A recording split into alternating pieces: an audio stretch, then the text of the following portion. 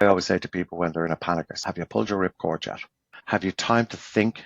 Is there silence in your world, or is there still noise? Are you traveling at 100 miles an hour face down, or are you just gliding through the clouds?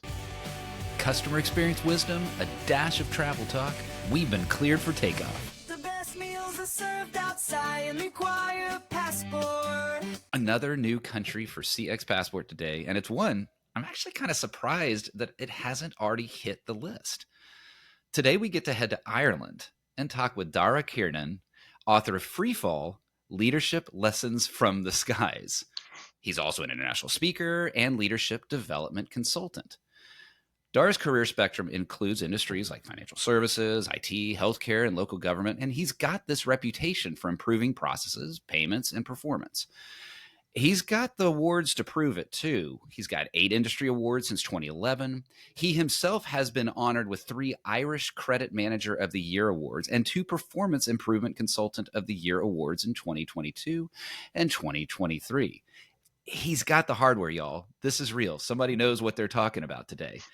But we could stop right there and go into the episode. That's not enough. Beyond that corporate world, Dara's got a passion for stand-up comedy that has kept him active in the Irish comedy scene for more than 20 years. He's also the founder of the Gory Comedy Club.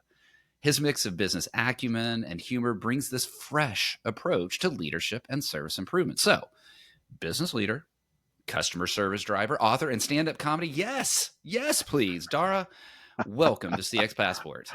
Thank you so much, Rick, and what a wonderful introduction, I must say. That's the biggest surprise of this entire conversation so far. You sound make if my wife was to hear that right now, she would have thought she married a different person. Well, the You know, brilliance of this is you can then record this and just have it on auto loop inside your house anytime you want, and you're feeling a little low. Just, hey, dear, remember, this is who I am. I think somehow when people have those, I think Matthew McConaughey does one of these audio tapes that people fall asleep to. I think that's what I'll play to my wife when she goes to sleep at night. Well, let's hope that's not how we want our guests to be thinking about this episode. I promise that you will not, CX Passport traveler, need to fall asleep when you're in this conversation with Dara, because he and I had the chance to talk. Gosh, it's been a couple months ago, but I know when you and I talked then, there were a couple phrases you had said that really intrigued me. One was, we all tend to do the right things differently, and we all tend to do the wrong things the exact same way. What do you mean by that, especially in the context of customer service? Yeah, I mean, I realize that speaking to a lot of people in the US over the last few years, and especially I was at the ICMI conference, which is actually happening right now, as far as I know. All But I right. was over there last year talking at the event, and what I found, no matter what country I go to, we all do the same things, the wrong things the same way. We make the same mistakes, and it's almost like there's almost like a predictability of mistakes. We allow um, external influences, I think, to prevent us from taking chances. We use Okay. fear, impulsiveness. Fear is a big thing. Impulsiveness can be another mistake we made. Certainly in leadership, we allow, perhaps metrics, too many metrics, too much Preach. financial oversight. When our organization and our customer experience is dictated to us by a CFO, we're going down the wrong track. Oh. That just doesn't work. But I find like I live in Groundhog Day when I go in to see clients, and it's the exact same things that we're doing wrong. We we condition ourselves with a different type of culture, and leadership in itself is really, really simple. It's it's about the core person that you are. It's about, caring. It's about authenticity. It's about empathy. Mhm. But we allow these other distractions to come in and overload us. I've been in businesses where, 2 years in, and I'm sitting around a senior management table and I'm thinking to myself, what on earth have I become? I've turned into this, I've turned into this crowd, you know, and, Right, right. you know, and it, I, you know, and I think a lot of us do it. I think a lot of it is built into our own, we all suffer from imposter syndrome. Sure. We talk that only a few people do, but we all suffer from that.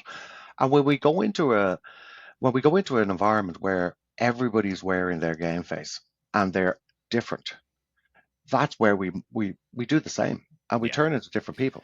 Um, and a big part about my book is about leveraging your personal experiences and leaning back on those personal experiences and staying true to yourself, and making sure you don't become that. This is your captain speaking. I want to thank you for listening to CX Passport today. We've now reached our cruising altitude, so I'll turn that seatbelt sign off. While you're getting comfortable, hit that follow or subscribe button on your favorite podcast app so you'll never miss an episode. Love it if you'd tell a friend about CX Passport, leave a review so others can discover the show as well. Now, sit back and enjoy the rest of the episode. I'm thinking about when you describe that sitting in the room, I think back to when I was in the corporate world, which I exited 7 years ago to do independent consulting work. And you think that internally you're like, well, gosh, I must be the only one that's feeling this way. I must be the only one that thinks, why are we talking in business jargon? Why do we sound Yeah, like bots? And yet that's probably, if there were thought bubbles above all of us, you'd see that same thought and you wonder, why can't we bring that same humanity? Why can't we bring that same heart into leadership and into business? absolutely. And do you know what's even more impactful now that we've all moved to a Zoom or to a Teams environment now? Mm. I find myself sometimes speaking this business jargon to other leaders, and I'm looking at myself in the face, and I'm thinking, and I'm thinking of more official words. It's like when you hear over here, when you hear the news and you watch the police give it or the Gardaí, as we Right. call them over here, and they talk about vehicles, and they talk about, and you think, well, isn't that just a car? It's car, Why right? we, yeah, I mean, and we're looking, and it's these people who Yeah. observe things. Did you observe it or did you just see it? Yeah. Like what do why are you Why? using why are you Isn't that using these big words? It's It's so maddening, and yeah, I like your point of the fact that we're doing it over Zoom. Like, there's times that I have found myself looking in the screen, going, "Who's that guy?" I see my face and saying words and wondering. So, getting out. Well, okay, so you're doing this consulting thing. You're in this consulting business. You're focusing on heart. You're focusing on leadership. You're focusing on probably trying to help people not speak in these kind yeah. of business jargon. Yet there is a need to achieve those better results, customer results, employee results, tangible business results. How do you blend that focusing on heart and leadership with getting tangible business results? Look, one of the big things I always say, I sometimes do myself out of work. I'm a very open and honest and trustworthy type of person. That's how I do. When you're an independent consultant, your your reputation is built on trust. Yeah. And one of the first things I always say to a business when they contact me, and specifically contact centers, um, I say to them, look, the very first thing I'm going to do when I come into your business is I'm going to speak to your staff. I'm going to speak to your staff and I'm going to listen to your staff. Mm-hmm. Have you done that already? And do you feel that your staff are going to openly talk with you and tell you what's truly going on? Because this will save you a significant amount of money. You don't want to pay Mm-hmm. me a daily rate just to talk to the people you employ. Right. But most of the time, the the real gems, the real um, improvements are sitting right there in front of you. But Yeah. unfortunately, as a leader, for whatever reason you've done it, maybe that's this game face that you have on, and maybe it's because you believe that there needs to be this gap between yourself and your staff, and and you're not comfortable with being too close to your staff because you don't know how to pull yourself back out again when the need occurs. Mm-hmm. Um, and that's what I find most of the time is they've built too much of a gap. There's too much of a wall there. And so when I go in, generally all I'm doing is I'm facilitating the communication to come from the people on the ground, listening to what they know about their customers, to what their customers' needs are, to the difficult issues that happen um, Right. for the customer from the business when the business keeps tripping over its own feet. Yeah. But they just don't feel comfortable enough saying that to the leadership team. You And That's what I do. I'm just it's Yeah. almost like I translate two different languages, you know. You've brought back a memory of mine of, well, I don't care. One of the worst clients that I've ever had. I'll just go ahead and say it. And I should have known in the first 2 weeks that that was a client that I needed to exit. And it was a contact center. Imagine, actually a quite attractive building, 2-story building, but the agents were on the first floor. And then there was this very attractive staircase that went up to the second floor. And that's, show up, okay, hey, Rick, here's going to be your office for the engagement. Of course, it's on the second floor. And I start by saying, okay, great. I'm going to go put my laptop down. I'm going to go sit on the floor and I'm going to go talk to folks.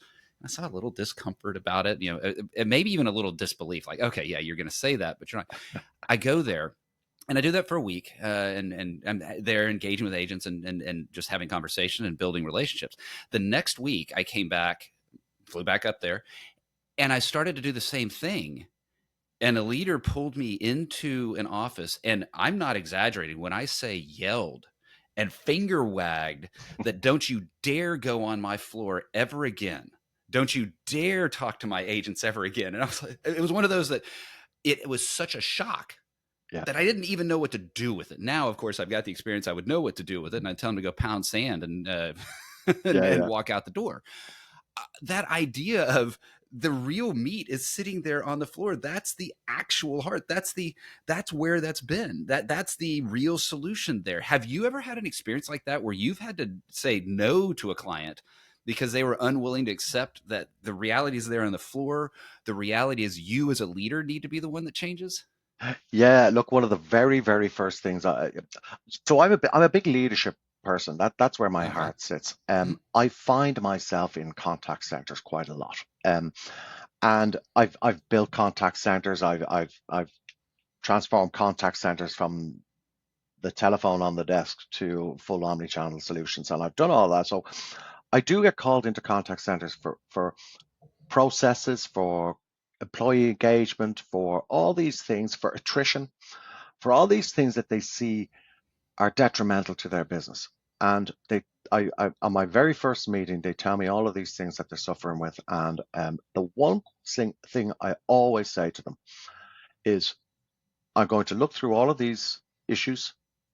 However, there may be the possibility that you may have a more, I suppose your leadership could be a part of this problem. You're being very Now, delicate there. I bet in your head you're thinking other words. yeah, I don't think I could say that live. But I think I always say to them, there is a chance that you're a part of this problem. And are you comfortable for me to come back to you and tell you that you're a part of the problem? Because there's a really good chance. And in my experience, what always drags me back into the world of leadership and leadership development is because the leaders just don't see that. They don't understand it. And I come in for various different reasons, and I wonder why 30% attrition is happening in a contact center. And you look around the corner and you see, these people sitting in their glass offices and ivory towers. They don't speak to their staff. They don't even know what their names are. And you kind of think, hey guys, you kind of got away with yourself here. When's the last time you spoke to a customer?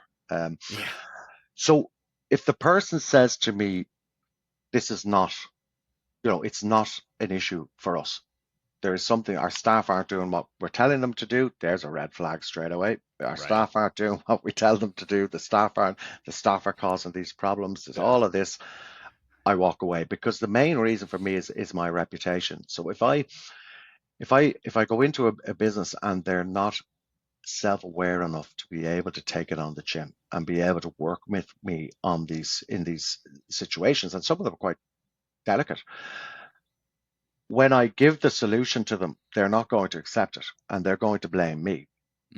So for me, it's not a good idea for me to go in on a role in a contract and walk away from it with them thinking I did a really bad job. That's one of the benefits of being an independent, right? Is we can discern the clients and we're like, no, this isn't going to work out. I was at an event which was there's an Irish organization that for small and medium enterprises, and it's just a group they have these meetings every now and again, and everybody gets about a minute to stand up and tell people what they do. And one of the questions that was asked that everybody had to answer was, what does your ideal client look like? Yeah.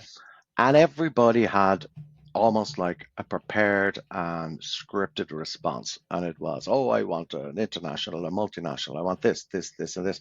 And when I was asked, I was about to do my scripted response. And I just thought to myself, I thought to myself, no, I said, I'll be honest. I've worked with multinationals, I've worked with small businesses. I said, my ideal client is just good, genuine, nice people. I'm too old for this nonsense. I'm too old for playing these games and the politics. If you're a genuinely nice person with a genuine problem, I want to work with you.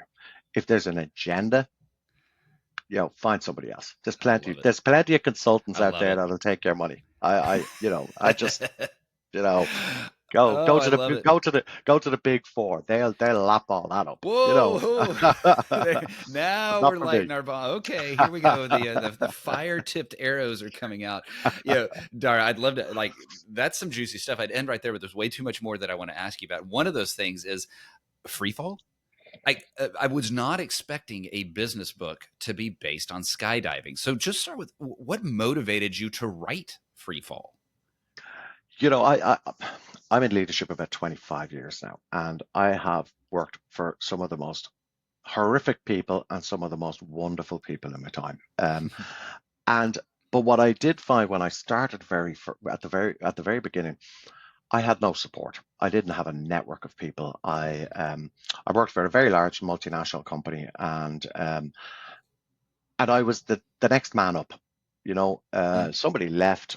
You're great at what you do. You'll be then great at being the manager. And you know, and and there's no concept of people management and people leadership is very different to picking up phone calls and speaking to Yeah, customers. right. It's a total different skill set. So I didn't have anybody to lean on or help me. And so what I wanted to do was I wanted something something to help people experience what I experienced, but I wanted it to be relevant. And I wrote last year up to Christmas, I wrote probably half of the book, and it was very academic, and it was very do this, do this, do this, don't Mhm. do this, watch out for that.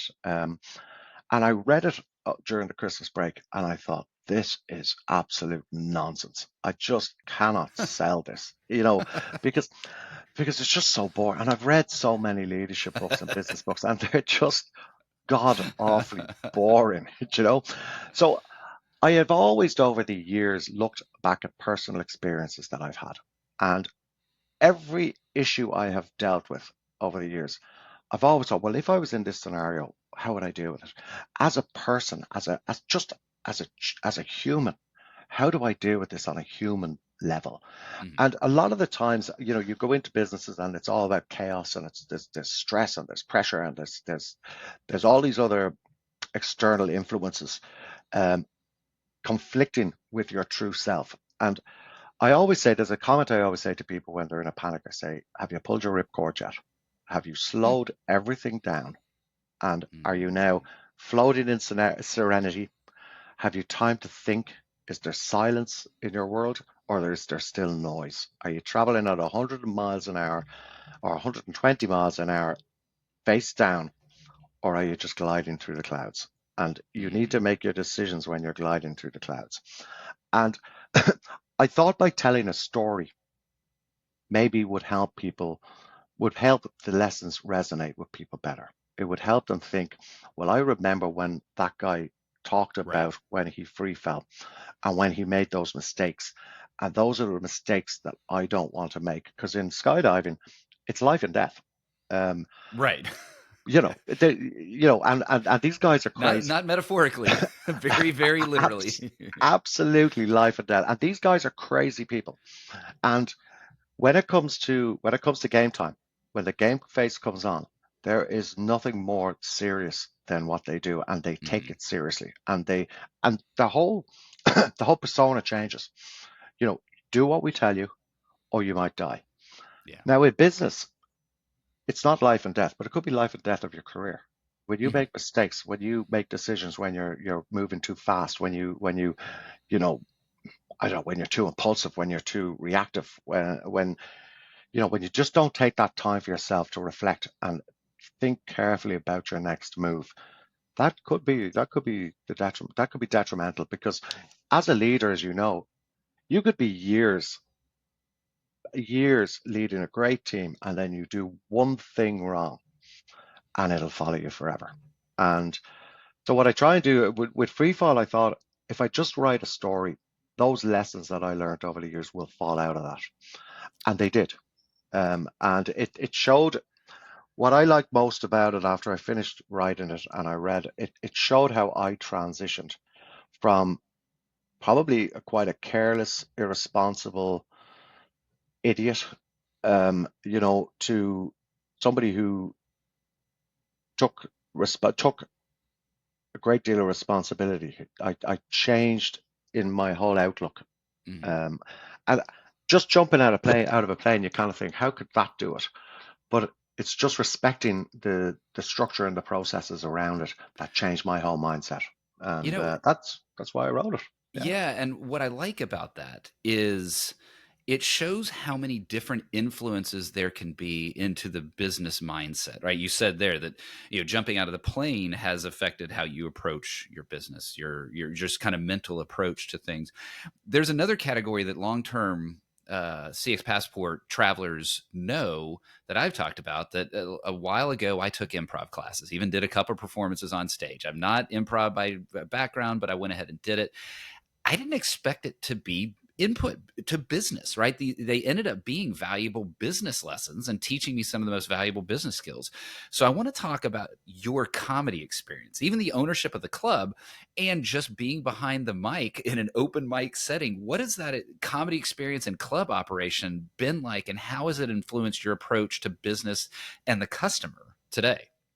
It, 20 years it was, and I did it on a part-time basis. So I continued my corporate career, but I also at night time I was standing on stages. I was then setting up clubs. I managed one or two comedians as well and helped them with some of their financial dealings, and dealing with other agencies and promoters and such.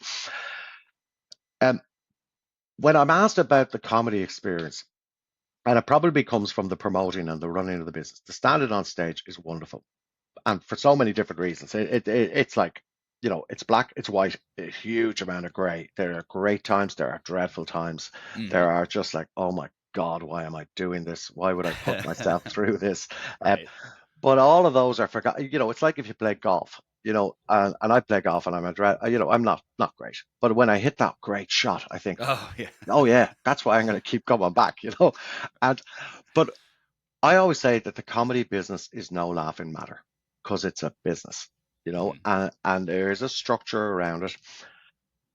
Doing it, I always wanted to try it out.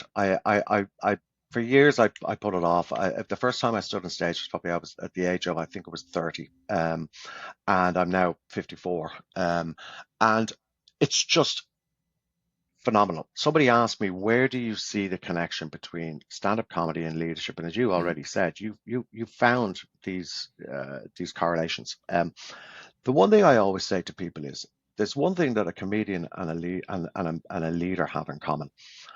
And when you look at it, and in customer service and customer experience, this is the way we should look at the world. We should look at the audience, and we should look at the customer first, and we should then see how our behaviors, how we manage our own behaviors and our own actions. So when a person comes to a stand-up comedy show, they're coming in with one objective, and that's to laugh. That's Mhm. it. And when an employee or a staff member comes to a job, they come with one objective, and that's to do a good day's work, obviously to earn a living for whatever Mhm. reason it is. The thing that a comedian and leader have to do, and all they have to do, is facilitate that need. That's it. Mhm. And when somebody, a stand-up comedy audience are prepped and primed, and they're waiting to laugh. They just give me any Yeah. excuse to laugh. Just do your job, you know. And if I set that environment up that is conducive to that, that allows them, that I've got to bring in a good comedian. I've got to be funny myself. I've got to start it off with a bang. I've got to allow their expectations to be met exactly to what they were hoping for. And it's the same in leadership. If I'm at an interview and I'm telling somebody how fantastic the business is and how fantastic the management team is and all of the development opportunities and the promotional opportunities and the career paths, if they walk in that door and I'm a different person, I've sold it badly. And immediately their expectations have been damaged and the reality is not what they expected it to be. I remember seeing an interview with Demi Moore not so long ago, and she said, the more we try to make it better, the more we seem to make it worse. And the more we put into things and the more effort we put into things, sometimes we cause more damage to ourselves. And sometimes leaders can be they can fall over their own feet. They could try too hard. It's real simple. Know what your staff want, understand them, speak to them. They need you to meet them, support them, help them, and let them get on with their work.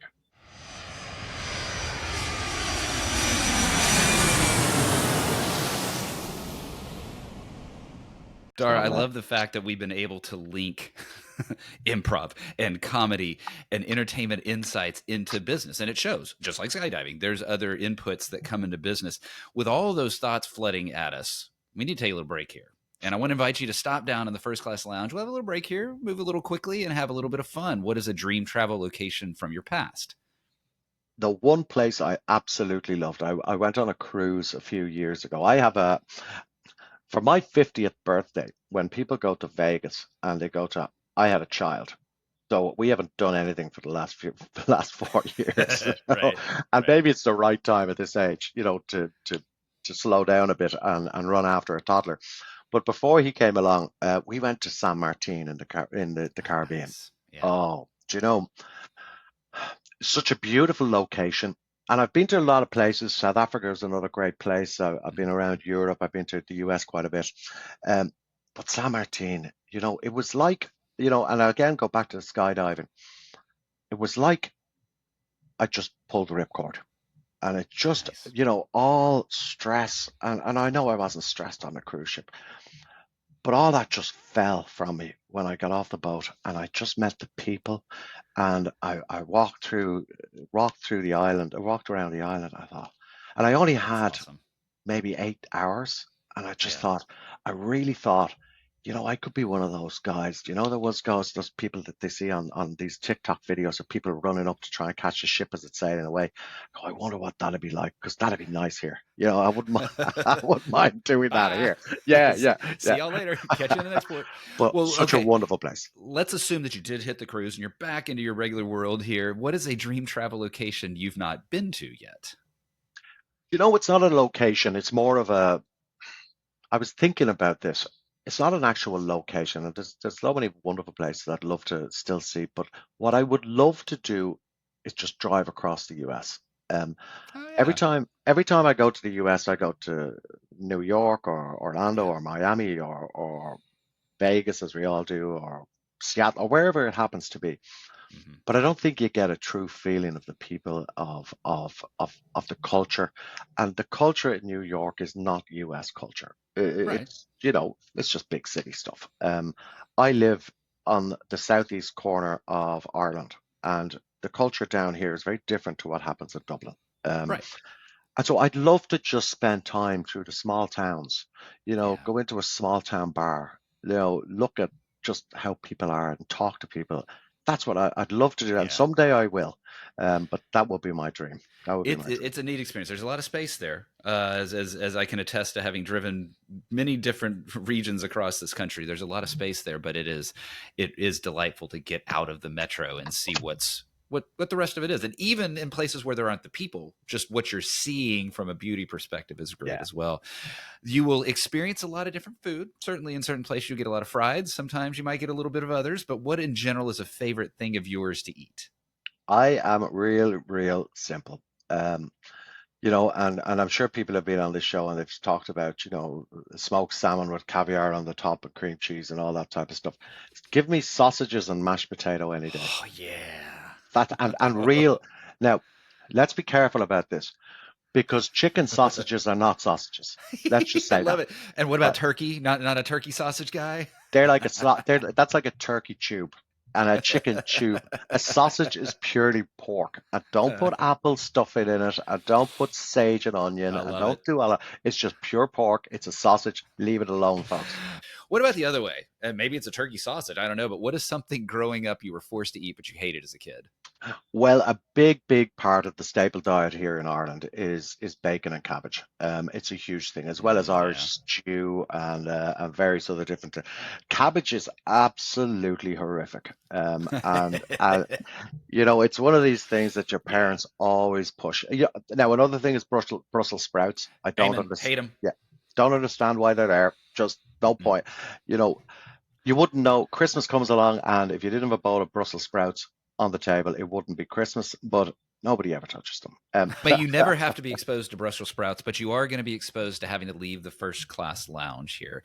What is one travel item, not including your phone, not including your passport, that you will not leave home without? I have absolutely no idea, and I asked my wife, and her answer is her. She said, I said, how did I not see that? I said, how did I not see that answer? She says, yeah, I mean, if you're going anywhere and if I do a business trip or something, she'll say, they're paying for the hotel room, aren't they?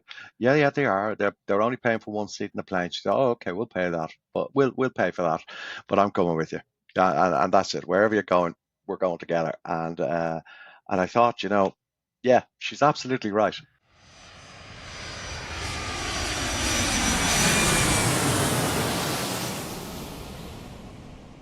Dara, that's one of the best answers I think I've heard. I love it. That's absolutely brilliant.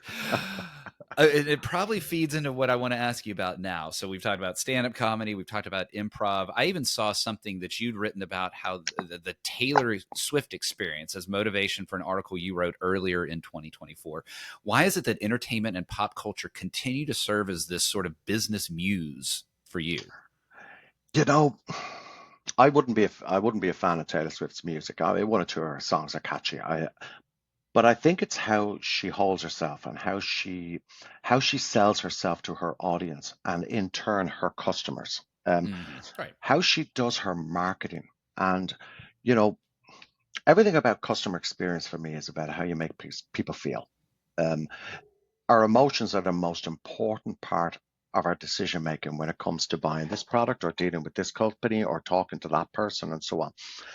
And it's how she makes her audience and her customers feel, and the network and this the community she has built around her product and what she sells is phenomenal. And I never saw anything like it. A few years ago, she came to Dublin, and it just wasn't as big a thing as when she came to Dublin maybe 2 months Right. ago. I mean, God help Travis Kelce if he ever splits up with that girl. Because, I mean, I swear, He'll have to go in the witness protection program. oh, he's going to have to. I mean, and it was funny because I heard Roger Goodell talking, and I think it was him talking about this whole relationship between Taylor Swift and Travis Kelce, and the spike in viewership and the increase in following of the NFL from that Right. relationship Mhm. is ridiculous because she's brought all of that fan base into this new world that maybe for her first time she's experienced it. I don't know if she was a football Right, yeah. fan before she met Travis, but she just got a following.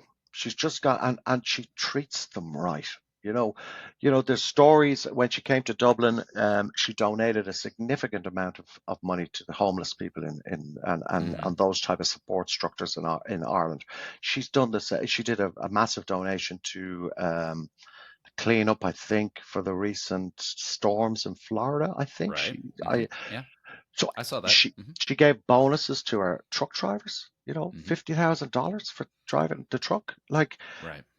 so she just knows how to look after her people. She knows how to look after her team. I reckon the employee engagement in her team is just through the roof. Her customers are fanatical about her. You Yeah. know, What Yeah. she could, I mean, she could put out a single and it could be absolute rubbish and it would be a number one straight away without people even hearing it. But because she's built that, and I think if we all, she puts her audience and her customers first, and if we all did that, we would be we'd all be a fantastic success. I look at my clients, I put my clients first. I always look at trying to provide a service that will put me out of work. That's what success looks to Yeah. like to me. Here's a solution for you, and now you don't need to engage me anymore. You don't have to keep Yeah. paying me to maintain it. I've delivered you the product, and now I go. Yeah. I'm not a parasite that lives and hosts off of you forever, but rather I get you healed and get you out into the world. I'm like, I'm like an A&E doctor. Now my wife is a nurse, and thank God she knows nothing about what I do. I often say, if I had a heart attack, I'd be okay. She's here. If she had one, you know, she's in trouble. Love you, dear. Yeah. I Love you. could maybe write a strongly worded letter for how delayed the ambulance was getting to her, but she's not And getting they'd much laugh help from me. too. It'd be Yeah, strongly worded with some humor in there. Well, that's I would how hope I so. feel. That's how I feel this conversation was. There were some really strongly worded insights, like some really juicy, good insights, even some fire-tipped arrows that were thrown there, along with a healthy dash of fun humor. Dara, I've certainly enjoyed everything that I've gotten to learn and a chance to get to know you. If others want to know more about you, your consulting, your book, what's the best way for them to get to know more? Do you know, LinkedIn is a massive thing for me. I Okay. do a lot of the stuff I do on LinkedIn, and Dara Kiernan is the name. My website is kpiconsultingireland.com. Okay. And for the book, you could go directly to freefallleadership.com, and that will direct you onto the website, but directly to Excellent. the page. The book became a number one bestseller in the US about Hey, 3 weeks ago in the leadership category. congratulations. Maybe, yeah, I was delighted about it. Maybe just, in that little window, no other leadership books came out. Maybe I don't know what it was. Now. Stop that. I'm But sure it is a it was, phenomenal read and others. So I will get all those links down into the show note. And yeah, if you're ever in Ireland, make sure you reach out to Dara as well. So, but you've got those links there in the show note for you to connect and get to know more. Dara, I did. It was a delightful travel through this Irish customer experience, improv, business acumen, skydiving, insert adjective here. Dara, thank you for being on CX Passport. it has been a pleasure traveling with you, Rick.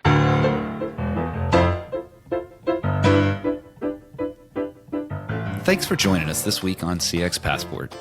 If you like today's episode, I have 3 quick next steps for you. Click subscribe on the CX Passport YouTube channel or your favorite podcast app. Next, leave a comment below the video or a review in your favorite podcast app so others can find and enjoy CX Passport too.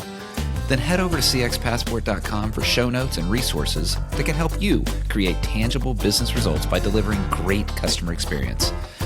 Until next time, I'm Rick Denton, and I believe the best meals are served outside and require a passport.